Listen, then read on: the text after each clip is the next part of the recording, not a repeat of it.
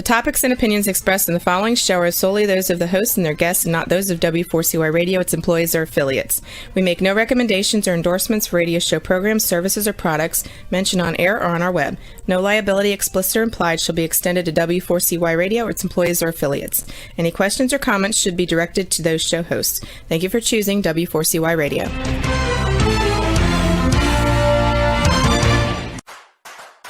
Welcome back, everyone, to the Geeks, Geezers, and Googlization Show, the home of Googlization Nation, where we talk with HR and business thought leaders about the crazy shift going on all around us and explore the disruptive convergence of technology, business, and people.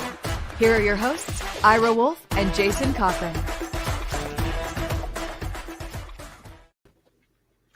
Hey, welcome back, everyone, to another episode of Geeks, Geezers, and Googlization, a show from the People Forward Network.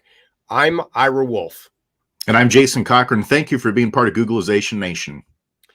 If you think this is just another podcast, think again. We are the heart and soul of crucial conversations focused on helping you reimagine your tomorrow and evaluate the convergence of technology, people, and work. And Ira, on this episode, we're going to be hearing from leadership communication coach and workplace relations consultant Michael Piperno as we discuss improving workplace communication. I mean, how important is that right now in the world, especially with so many people working from home?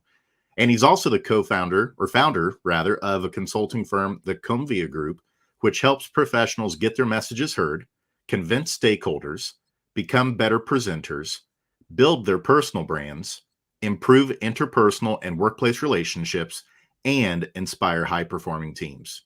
Ira, here's something that Googlization Nation might not know. In 2021, the Workplace Institute did a global survey with more than 4,000 employees on the topic of feeling heard. 86% of those folks reported not feeling heard fairly or equally in the workplace. That's nearly 9 out of 10 global employees. And particular subgroups that were indicating not feeling heard were essential workers, younger workers, and then parents of young children as well. When you couple that with some research that just came out 2 weeks ago from the Pew Research Center, they found that 56% of employees that were part of the Great Resignation last year, they quit because they felt disrespected by their employer. When you couple those things together, it's increasingly clear that many employees aren't interested in listening to leadership until their voices are heard first. Jason, you know this, and all our listeners most likely do. Many are probably tuning in to figure out how do we deal with this great resignation, this great reshuffle, this greater reevaluation, and we talked about this on our live stream just yesterday, that of this division between leadership. I mean, here's a perfect example between leadership and the people. There was a survey that was out. I just saw it last week, and it said that 66% of managers said that they do not think that their remote work initiatives will remain in place, and yet, when we talked with CEO of Ivanti, Jeff Abbott, and David Shepard, who's their global VP, about their new Everywhere Workplace survey, only 13% of all the respondents said that they want to go back to work full-time, not back to work, but back to the office full-time permanently. That over half still demand. It's not that they demand, or they're willing to quit. They're willing to turn down a promotion. They're willing to turn down a raise to be able to work hybrid. So a perfect example about not listening to your people. That's absolutely right. And then listening to the point of not only I hear you, but now we're going to change some policies or procedures to give you what you want and you need. And that's why we're so excited that we have Michael on the show with us today. He's an expert in this, in workplace relations. And so we're going to help figure out, how do we bridge that chasm between leadership and employees and help organizations actually follow through on the things that are most important for their people. And so without further ado, let's go ahead and welcome Michael to the show. Hi, Michael. Hey, Jason and Ira, how are you? Thanks so much for having me on today. It's wonderful. It's a topic that I love. I started my business around this 26 years ago, and it's great to have you, who's an expert in this. For sure. Michael, right before the show, we started to talk about, and again, I know we have a large part of our audience base have probably used tools like DISC and Myers-Briggs, and some of them used it to improve communication and team building and many of the things that you're going to talk about today. But let me just start this out. And I shared this a little bit before. When I talk about whatever style you're using, and it doesn't matter which tool you used, if you're talking about colors, if you're talking about animals, if you're talking about DISC, if you're talking about ABCD, whatever it is, they represent 4 different preferred communication styles, and that's my reference. And you can tell me if I'm right or wrong with that, but that's how we present that.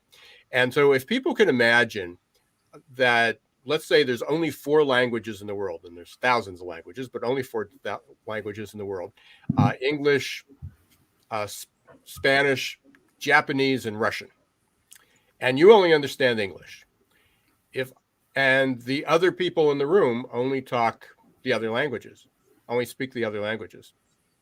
If I talk louder and slower, it doesn't help. That's right. And we've all been in that situation, that it just doesn't work. And you can take that same example and start talking about, as Jason and I just talked about, the gap between leadership and their employee base. We can talk about it between 2 spouses. I get all that. You're not listening to me. And I said exactly what you said. And no, you didn't. You didn't listen to me.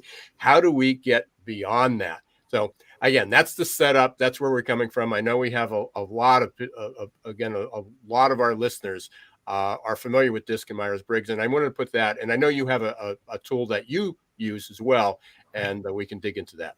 So great. It shows yours.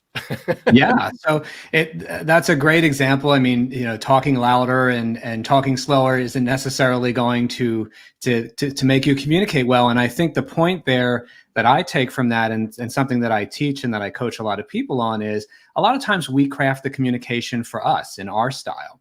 Think about it when you write an email to someone, or even when you're writing a text message. You're crafting that to get what you need or get what you want. And you're doing it with the words and the phrasing and the amount of content you're putting in there that you like and that you can tolerate and you can read. What you need to do, and what I challenge people to do every day at work and at home, is to craft the communication for them. It's the first rule of any communication. Even, for example, you're putting a presentation together. It's not for you. It's for the audience. So you have to make sure that you're telling that story in a way that will resonate with the audience, whether you want them to move to action, learn something, remember something, whatever it is. And you have to make sure you're not flying too high for them. You have to close that gap. It's the same in that even the small micro communications we send every day. If you're willing to take a moment, I always just say, take a beat, think about the human on the other end, and craft it for them as much as possible. That doesn't mean you have to lose yourself in it. It doesn't mean that you have to change who you are to communicate effectively for someone else. What I'm saying is just make sure you're considering the person on the other end, and then you're going to set them up for success in responding. And Michael, with that, has that become more difficult, you think, as people are working more remotely and they're not around people as much in the office? Have you seen any increasing challenges around that given the pandemic? I have. I've seen more disconnects, more frustration, more friction with teams, especially among teams that are relying more and more on computer-mediated communication, texting, Slack, Microsoft Teams messaging, and relying more and more on email. Because what happens there, Jason, is that we're stripped of the nonverbal communication that you would normally have in an in-person interaction. And that's, that can be 50, 75% of the communication, of your communication, that's stripped out of that specific message.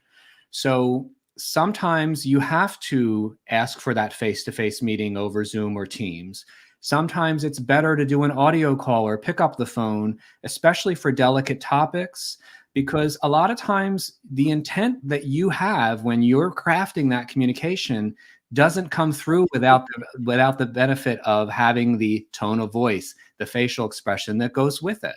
So consider that. And especially as we go more hybrid and remote as time goes on, you need to take extra care to think about the right medium for the message. It can't all be one and done. It can't all be just email or text. There's a time to take that step back and make sure you're bringing the richness of nonverbal communication into play. That's such good advice. When the pandemic started and I started doing more written communication, one of the people that noticed me starting to use emojis was my wife. Mm-hmm. She goes, "You're not an emoji user. Why are you starting to use it in text?" And it's like, well, it's because I'm using it more at work. Since I'm doing a lot more written communication, I'm trying to put some emotive intent, behind the words that are being communicated. And so I'm sure we have a lot of folks listening today too, that if they were to do an honest assessment of themselves, maybe they, like me, have jumped into using more emojis as well to try and help convey some of that nonverbal emotionality, so to speak, in the written communication. Yeah, and I've done that more too since the hybrid and remote environment because of the pandemic. I've been using more. I used to be someone who didn't use many emojis in email. I kept the email more formal and saved the emojis for the chat and then the Teams or Slack's chat. But yes, now I'm bringing a little bit more of that in. What I'm also doing, and I recommend that people do, is again, when you consider the human on the other end of that communication, don't send an email with 15 bulleted action items to someone who typically only responds to one or two of them. That's just going to make you frustrated. You're setting that person up to frustrate you and cause friction. If you really have 15 bullet points and that person doesn't have the time or typically doesn't respond to that way, you need a different approach. Schedule a quick meeting, tick through those items together when you have that person's attention. If you really only need 3 answers, only put 3 bullets in the email. Set them up to give you what you need in the first exchange back. Because if you're playing that ping pong ball with email, that should have been a meeting or a conversation. That shouldn't be an email anymore. What you're talking about there, Michael, it makes me think of an aspect of intelligence we often hear, relationship intelligence. Mm-hmm. So we're talking about communication, but it's so critical for relationship intelligence. And I know you do a lot of coaching and consulting around that topic of relationship intelligence. Can you share with our audience what that is and how communication fits into that?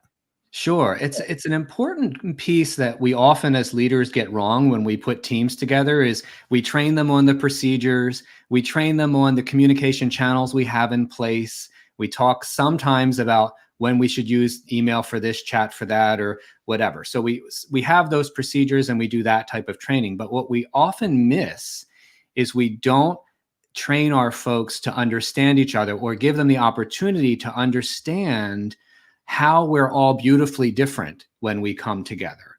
I'm motivated by different things than you, Jason, or you, Ira, are. We probably all experience conflict a little bit differently. Like when I'm feeling conflicted, I get quiet. I start analyzing. I want to figure out why I'm feeling this way and what we can do to get us all out of it.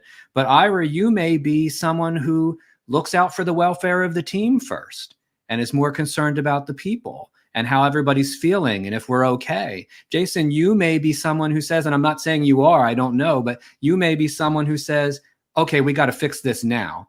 And you want a quick action because we can always fix the collateral damage later, but we need to make a decision. That's all very different. We're in a conflict pool together. We're going to frustrate each other if we don't know that that's what happens to us in conflict.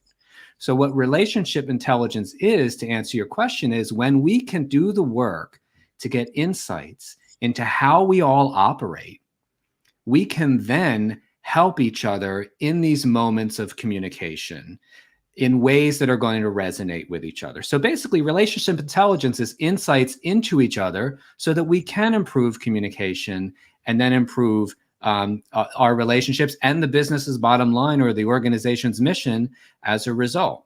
So, and I do that through an assessment. Ira, you mentioned before the assessments. I use something called the Strength Deployment Inventory to help with that. But you don't have to use an assessment to help with that. It helps. But the bottom line is you need to be talking about what we all bring to the table, where we're all coming from, the strengths that we bring to the table. And if we're not talking about that, then how can we understand how we're all reacting when things start to go kaboom? Michael, it's so funny, and I know the people that are listening to this, especially on the podcast afterwards, can't see the smile on my face. But having just done a presentation, and it really had a wonderful response, and I appreciate that. Except somebody came up and they go, "I really enjoyed your presentation, but I was distracted because you had a typo in the slide." Mm-hmm. And when you think about communication, we all think it's a one-way street. It's just, how do we present, how do we write, what are the words we use? But communication is also about how we receive that information, how others receive that. So it's so important, and it's challenging. But that leads up to that we're obviously talking to a group, and unless we're all clones of one another, we're going to have either a team of a variety of different styles, communication styles. If you're speaking, if you're presenting, a variety of different communication styles. How do you suggest you present that how do you speak 4 languages or multiple languages all at the same time without creating a lot of noise? Yes. Well, you have to. So especially when you're giving a presentation like you were doing in that instance. So you're giving a presentation, you have probably a wide range of different people, personalities in the audience, maybe different agendas, different goals that they're even attending. So it's very difficult to tailor a presentation to every single person in the room. However, you usually do know who the key stakeholders are. So if you're in a room to convince certain folks, then they're really your audience. And those are the folks that you want to try to tailor that communication with. When it's a large, so I give a lot of workshops where people attend the workshop and they're from multiple different departments. Sometimes I get a group that's, a certain team or a certain group of folks. That's easier for me. I can speak more clearly to them. I can identify their pain points and talk more clearly to them. But sometimes it's very broad. So I have to make sure that I'm keeping the content fairly broad, but I do run the risk there of not resonating with folks as much. And that happens. I just got survey results from 2 half-day workshop I did last week. And, most of them were great, but I had that one that was like, oh, I wish you had done this. And I wish you had done this. And you didn't spend enough time on this. And at first I looked at it, I was like, oh, darn it. I don't like getting a negative review like that, but I have to remember that person may not have been in the right headspace. Maybe they were on the phone the whole time and missed stuff. Or maybe, yes, the content was too basic for them. They were at a higher level than what I was presenting. So I think the bottom line there is we have to give ourselves permission for our communications to be imperfect at times. We're never perfect. We don't always get it right. But when you are more intentional about the story you need to tell to a specific audience, that's when you really get it right. And you want to do that as much as possible. Can't happen in every single communication, but if you challenge your listeners today, this afternoon, tomorrow, take an extra beat and think about what am I trying to get this person to understand, to do, to feel, and craft the communication for that. I'll bet you'll get a better response than if you didn't take that moment to consider that. Michael, let's zoom in on conflict a little bit. You brought that up earlier. And I mean, the facts are the facts. We got a lot of stressed people in the world because of everything that's happened. And one of the first things that often starts to slide a little bit when people get stressed is how effectively they communicate. And then you enter into the conflict cycles that you referenced there. Can you walk us through a little bit in terms of conflict and conflict resolution? How is it sometimes that our strengths actually can become our biggest weaknesses when we find ourselves in a conflict cycle? Sure. Well, conflict is one of my favorite topics to talk about, because if we can help each other not spiral into conflict and push each other further, we're going to have a healthier relationship and we're going to solve problems more efficiently together. So thanks for bringing that up. As far as strengths in conflict, when things are starting to let me just define conflict the way I define it real quick, Jason. I define conflict as when opposition turns personal. So you're feeling uncomfortable, or you've been tweaked in some way, or you're feeling like you're maybe being attacked a little bit. That all causes conflict. But I consider conflict, and I define it differently than what I would call healthy opposition. When you, Ira, and I or you, Jason, and I are just having a debate or some discourse that may be a little bit heated, but it's not personal. We're still respecting each other. We're assuming positive intent in each other, and we're just trying to figure it out. That's the best place to resolve it and not move into conflict. And in our workforce, unfortunately, what we do a lot is we avoid healthy opposition because we think it's conflict. And I challenge your listeners to think that it's not. But you need a psychologically safe workspace for that to happen. But when you can do that for your team as a leader and really define and have people feel what healthy opposition feels like and looks like, you can avoid conflict. Now, when you do go into conflict, it gets personal. It's inevitable. It happens. When we're all well-intended. That's when those strengths, Jason, you say could potentially make it worse. So, for example, when I'm conflict, I analyze things. Excuse me. And when I analyze, I really latch on to the data and the facts, and I want emotion out of it. All right. And I will persevere to get to the facts.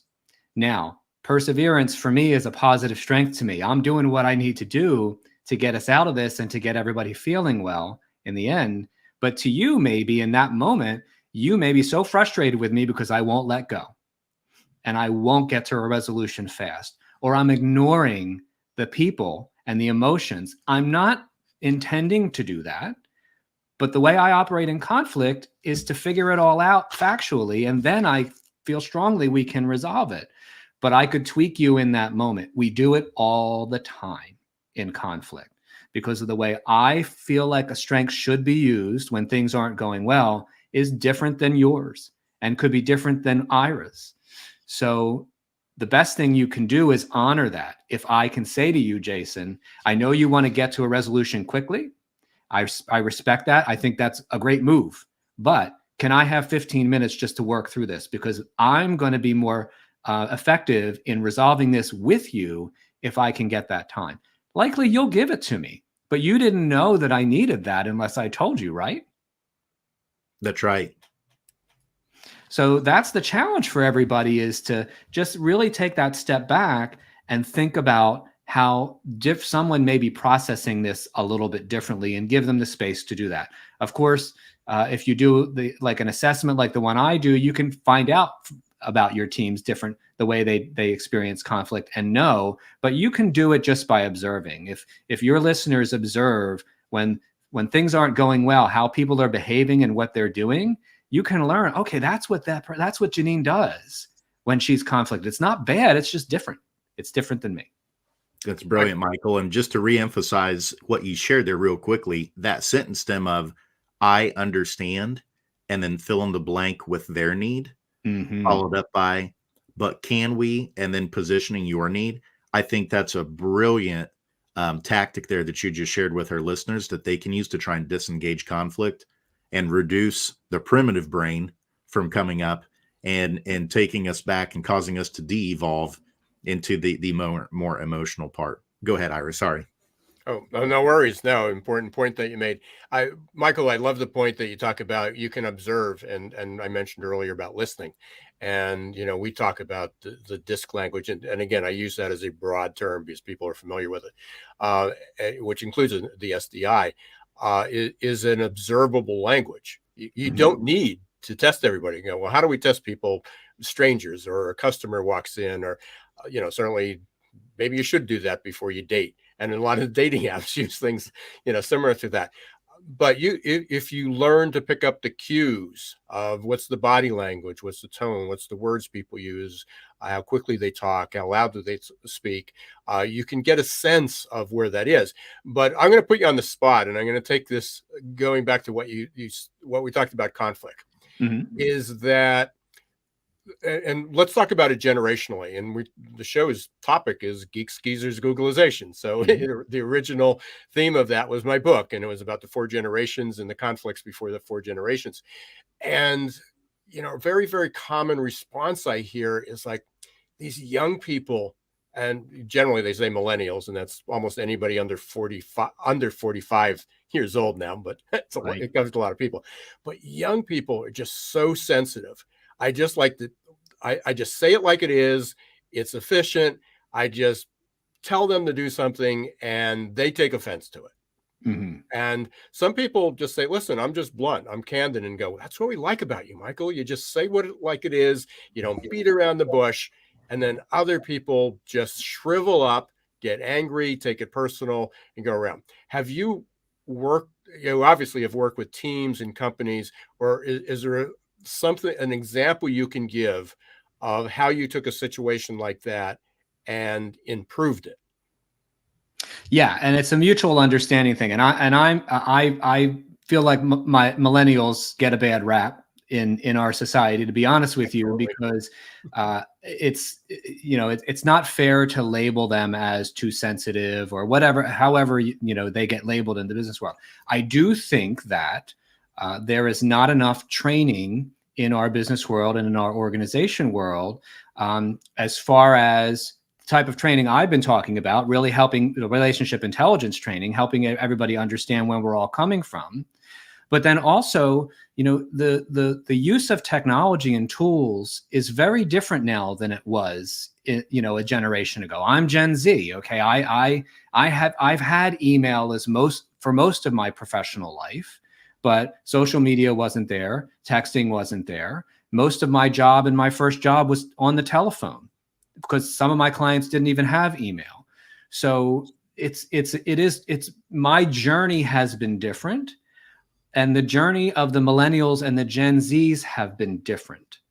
And instead of us, people saying that it's so different that they don't get it, or they should be a certain way, my challenge is, well, why don't we talk about how we're different so that we can understand how we're different? And I think that leaders doing that, and not just bringing on a young person or a millennial or Gen Z or someone and throwing them into the culture, let's have more conversations about what the culture is and what this new person brings to that culture.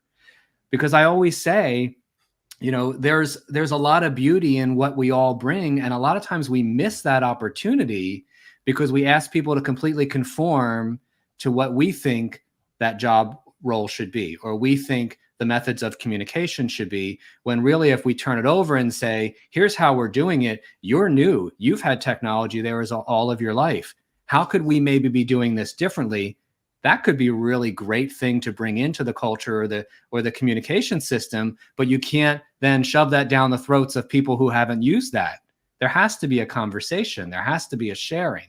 So what I have done in the past with that is more talking, more sharing, and more communication around why we see things differently. Because if that communication is not happening, what are you going to get?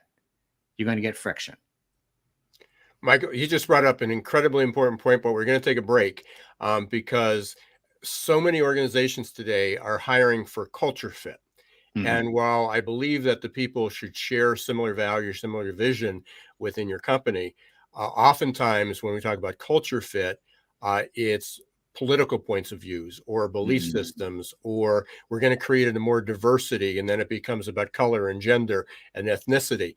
But it rarely seems to have a discussion about this communication, different types of communication. We want to be collaborative. We don't want to have conflict. So you automatically exclude a very important part of the population. So when you come back, we're going to talk a little bit about that. But we want to thank our listeners for being part of Geeks, Geezers, and Googlization. We are talking about Geeks, Geezers, and Googlization, how technology is changing everything, and the convergence about people, technology, and work. We are going to be right back. We're going to take a short break, and stay tuned. We're with Michael Piperno today. We're talking about leadership, communication, and work. Thanks. Change doesn't pick favorites. No matter who you are or where you live, the year 2020 was filled with one unexpected challenge after another. According to the authors of The Adaptation Advantage, we are incredibly well prepared for the past, but woefully unprepared for the future. That leaves millions of people feeling scared, worried, frustrated, and confused. Whether you're the owner of a business or a worker out of a job, adaptability is now an essential skill you need to ride the next wave of normal. The good news is that science shows that adaptability is learnable. Adaptability gives us the confidence and courage to think about change and embrace opportunity in the right way. Adaptability gives us hope for a better future. And goodness knows we need hope. Are you ready to embrace change and double down on your future? Contact Success Performance Solutions today to schedule a consultation about how you can reimagine your team's future, how you can begin to think about opportunity the right way.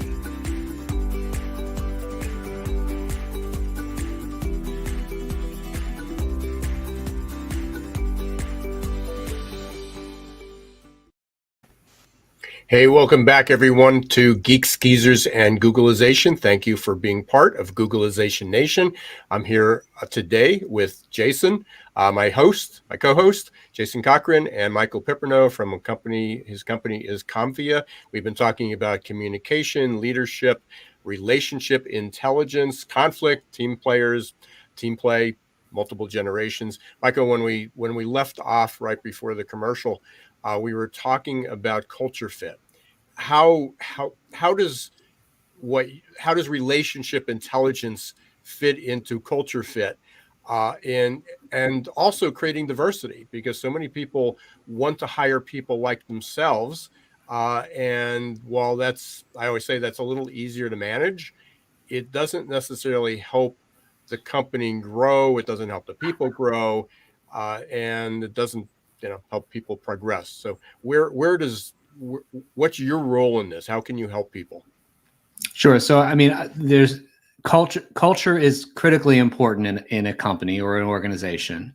And I think that hiring for culture fit can be good in some ways, but also dangerous in other ways, as you've alluded to, because as an example, I ran a branding agency for a long time. If I hired all the people who thought the same as me and had the same skills as me, we never would have won all the awards that we won, because I was good, but I wasn't the best designer. I wasn't the best writer, and I needed different perspectives, and I needed people to challenge my thinking. And that's very important in many businesses. So I think you need to create a culture that people want to be a part of. I think that's very important. But I also think that you can use the power of relationship intelligence and training people about communication to your advantage with that. So, you bring on folks that maybe aren't quite the same way that everybody else operates, but you level set what they're bringing to the table, what motivates them, what's going to happen to them in conflict, like we talked about previously. And if you're doing that and you're spending that time, now it takes time, Jason and I, this stuff doesn't just happen overnight. You have to invest time in it. But if leaders really want high-performing, diverse teams that are operating with a level of mutual respect and remembering that everybody, even though we're different, all comes to this table with positive intent. I mean, really, 99% of the time, people are doing their best to do right by each other and by the company. So if you have that kind of culture and are able to respect the differences, that's great. But it's even more powerful if you know what those differences are, and then how to honor them as you all move forward together as this business unit or as this team. Jason, I think you're on mute. Sorry, Michael, when companies bring you in to help with communication, a lot of our listeners are executives. They may be the HR leaders in their organization. They might be wondering, how would I get started? What particular strategy or plan might this fit in? And what would be the first steps in terms of working on a communication plan? Can you provide some context of what it typically looks like to really dig in on communication and culture, and how that kind of fits within some of the traditional structures of strategies and plans inside organizations? Sure. And It all depends, Jason, on where the size of the organization, where they're at, what's the status of the team. But generally, you want to do some kind of assessment. I often come in and talk to the leadership team, but then I also talk to a lot of the team members on the team and really find out from their perception how things are going as far as communication. Are people feeling seen and heard? Do they feel like they have a voice? Do they feel like they understand what the mission and vision is? And do they feel like they're able to speak up when they have ideas? There's so many things that come out when you do that kind of communication audit and assessment. So that's often a good way to start. To really find out what's going on under the hood from a communication standpoint in your organization. A lot of times you find that gives people the safe space to talk about the frustrations they see that they haven't necessarily felt comfortable bringing up. So that can be very, very insightful. Sometimes it's more just a matter of, especially for small teams, they pretty much know each other well, but they know there are pain points or they know there's something wrong. A lot of times a business owner will come to me and say, Michael, I've hired all the right people on paper. I've got the right this brain and the right that brain and the right this brain, and I love them. They're all great, but there's too much friction. There's too many disconnects. There are some people who are introverted who I can't get to speak up. There are some people who are air hogs and take up too, I don't know what to do with all of this. I can come in and help with that. And that usually is we can use an assessment to do that. There are many different ways to do that, but I usually facilitate a dialogue around all of these things to really help everyone understand why this is happening so that they can feel comfortable addressing it going forward. Michael, as you're thinking, I got a question for you, and this is from a consultant to a consultant. Every time that I've gotten called over 26 years that somebody says, I'm interested in, we're thinking about having a workshop or having you come in about team building. Is it ever about team building or is it about conflict resolution? Right. Yeah, it's quite often about, you're right, Ira. And a lot of times I get a little bit spooked when someone calls me and says, I need a workshop, because they're usually trying to Band-Aid 5 or 6 years of not providing professional development or not providing, a psychologically safe space for their team. And they want it fixed in a half day off site. And that doesn't usually work. So when I get those calls, it usually turns into a nice conversation about, what's going on here? Tell me about it. Tell me about your team. Tell me about what you're seeing, and tell me about what you see as success. What do you want out of, whether it's a workshop or a series of training, or maybe you really need one-on-one coaching with some key people because it's really a top-down problem that you've ignored. So I'm pretty good at diagnosing that within a few phone calls to get people to where I can create a program for them that's actually going to make something better rather than just say, we did the training. And it's so funny because I'm probably a little bit more succinct, but I've gotten to the point when somebody says that, and I said, can I be honest? Who are you trying to fix? Right. Who you're trying to make better. And, many times, and most of the times I get a little bit of a snicker and a laugh on the other side, and they go, oh, I can see you've been through this before. And ultimately the goal is team building and teamwork. But ultimately their success factor will be, have we remedied this particular situation? Right. Has this person either improved their communication, their collaboration? There's less friction, there's less tension, there's less infighting, or they leave. Right. And sometimes, that becomes the ultimate. And I've often, even up front, I've said, this person may just feel that you're attacking them if you do it this way, and that everybody's ganging up. They can see through it. Employees are smart. And we address that up front and then go into what ultimately, what's the best case scenario. So like every episode that we've got, we're running out of time here. There's so many more things that we can cover. Is there anything that we should have asked you that we didn't? Yeah. What's the biggest mistake that leaders make with communication in their teams? Great question. What's the biggest mistake leaders make? And I have to pull real quickly for the biggest one now that I've asked that question, because there are a lot of them. But I think the two biggest ones are they don't realize that silence sends a very deafening and strong message. So a lot of leaders will, instead of communicating when things are tough, will be silent. And what that does is that lets everybody else on the team create their own story. So that's very dangerous and something to avoid. And I think the other thing that leaders don't do well is a lot of times we have one-on-one meetings with our team members, which is critically important, especially in hybrid. But what they do is they use it as a status meeting for projects, and that's not what it should be. It should be a check-in, it should be coaching, and it should be two-way coaching. It should be coaching the team member, and then also getting feedback, giving feedback for the team member, and getting feedback as a leader. Because that's when you're going to get real-time feedback instead of waiting till a quarterly or annual review when half the issues have been forgotten. Absolutely. And oftentimes people, especially with the resignation and people leaving, people aren't even around 6 months. They're not waiting 6 months to 9 months later to get feedback because they can get feedback 3 months, 2 months by leaving and going to another company. That's good feedback that they're getting. They got accepted for another job. That is. So oftentimes the other company is giving feedback on your employees. Right. So that's not a good sign. We have one last part that we're going to put. We have our favorite section, our lightning rounds. We got a couple questions for you. All right. So if you won the lottery tomorrow, what would you do? Okay. So if I won the lottery tomorrow, the first thing I've always wanted to start a nonprofit, and what that nonprofit would be to help folks who don't have the access to the training that I do, and that my network of partners do through corporate America.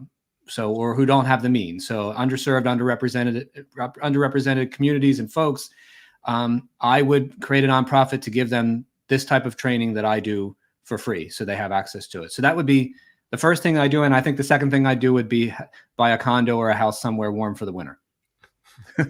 I think we're on the same page there. I just educate is starting this early, going, I won't say necessarily into grade schools, but definitely in high school, about communication training. And so often it's like, well, that's workplace. We got to teach history, geography, social studies. We don't have time for this. And unfortunately, communication is so vital in what we do, and communications, so many different types of communication.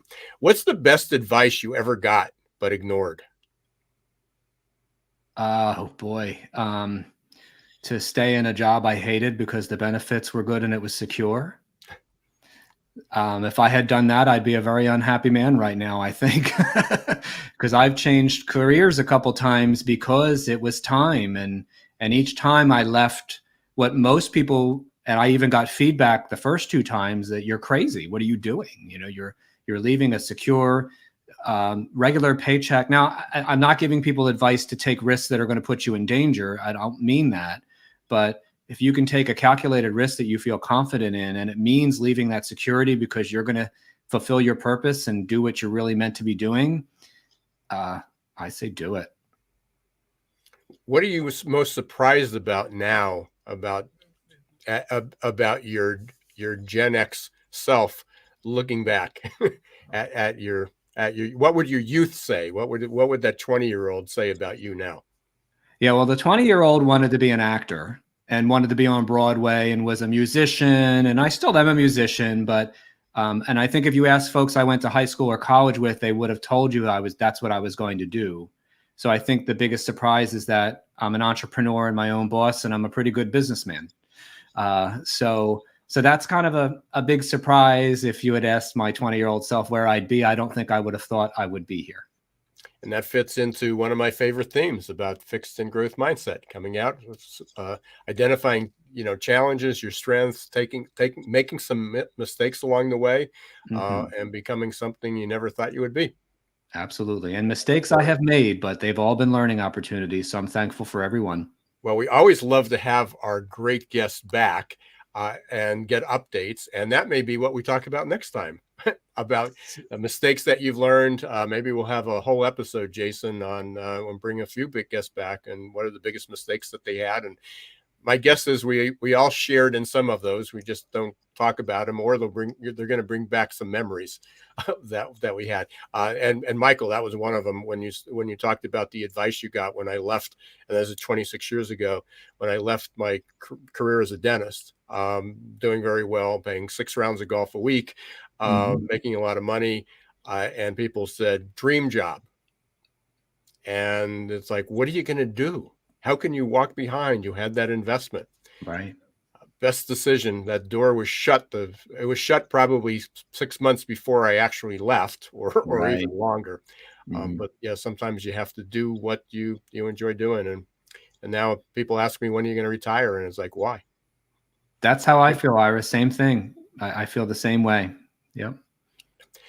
It's been a pleasure. It's great to meet you.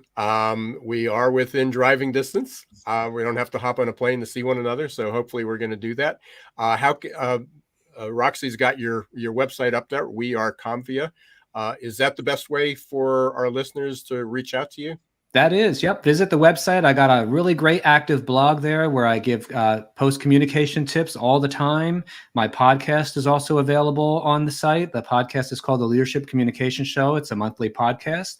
I'd love it if you subscribe to that. And when you're on my website, subscribe to my blog so that you get my posts. I don't send emails too often. Every 2 weeks, you'll get an email from me with some communication tips you can use in your professional life. Thank you. Please stay safe, and hopefully we do get together as the weather's warming up. We're almost there. It's almost spring. I'd love that. Thank you very much to you both. I really enjoyed the conversation. Have a good day. Thanks, Michael. Jason, we burned through another 45 minutes. It just goes so fast. I've got a whole list of questions again that we didn't get to, or a whole other list of other topics that we didn't even think about. I know, and I'm glad you asked the question to Michael of what didn't we ask that we should, and he provide that brilliant answer on the biggest mistake that leaders make in the silence piece. I'll tell you what, takeaway for me, and I want to hear yours real quick. For me, was that healthy opposition is not conflict, and being mindful of that it's okay for there to be friction. Conflict is when it turns personal, and so there has to be healthy opposition in organizations in order to prevent things from turning into conflict. Yeah, and mine was the same. There was a couple notes that I wrote down, and one was about tension. And the first reaction when you say conflict is, oh, good, we want to get rid of that. And there is a healthy level of conflict. Maybe the better word might be tension that goes on. That's how people grow and innovate, and you have to be willing to give and receive feedback. And that obviously not everybody's going to receive it as well, and it creates tension, and we have to learn how to deal with that so much better than we do. And again, some people have two extremes. Some people take it personally, and some people just blow it off, and neither of those is the appropriate response. You just can't ignore what other people say, because that makes people angry, and that'll create more conflict. And if it's so sensitive, if you're too sensitive, people don't like that either. They're either going to excise you from the group, or they're going to isolate you. So again, it's challenging. Communication is just such a critical part, and I'm so glad you brought Michael on and made the introduction there. One final thing, a couple things. I mentioned growth mindset just a few minutes ago. Our first module, our first 30-day journey is out. You can get more information about that by going up to Success Performance Solutions, up to the website, or connect with me on LinkedIn. You're going to see a lot more promotion about that as well. And I do want to direct people to the interview that we did yesterday about the everywhere workplace. We had a wonderful interview with the CEO and Vice President of Ivanti, an excellent report. It's getting a lot of press. I had the privilege to be part of the rollout on that, and a lot of insights there. Jason and I have been editing it since yesterday because I want to get it out to everybody. And I have so many clips I mean, everything was a highlight. It was like almost every conversation was a highlight. So for companies that are looking to move, should we be moving to hybrid, remote, in person? What does that look like? And then talking about the technology that and the cybersecurity that's involved in that. Fascinating conversation. You can listen to the replay up on YouTube. So you can go to youtube.com/Ira Wolf.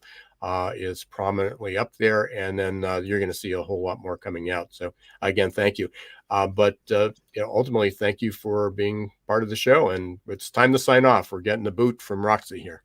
That's right. And I'm Jason Cochran. We want to thank you, Googlization Nation, for tuning in today. If you haven't subscribed on your favorite podcast platform, please do so. And we'd love it if you would also give us a review. And I'm Ira Wolf, and thank you for being part of Googlization Nation. Until next time, don't let the shift hit your plans.